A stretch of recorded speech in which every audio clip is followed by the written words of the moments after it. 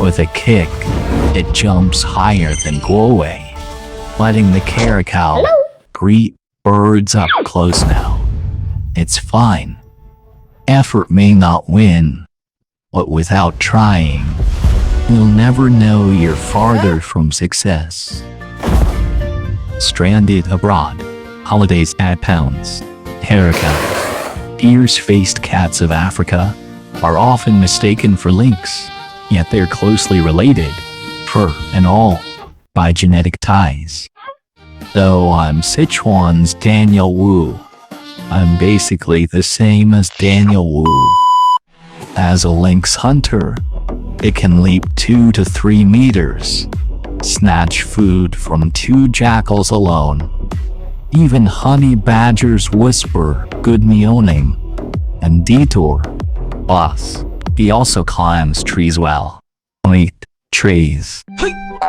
Caracal, remembered tree climbing. Switch to bird hunting. First pretend nonchalantly climb tree. Then, sneak toward school zone condos. Pondering cat life. Woods host all kinds. The weaverbird's nest is 5 centimeters thick, sealed, with a downward exit, hoarding caracals. Then why even catch anything? Just catch a bird. Weaver birds drop a meter leaving the nest, catching updrafts to launch, just 2.7 meters above ground, quite grounded. Leads to underworld. Caracal.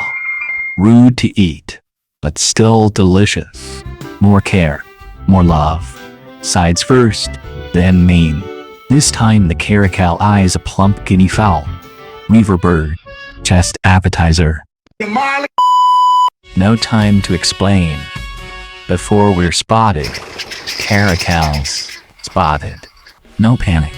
This time the caracal stayed hidden, then struck lightning fast, successfully.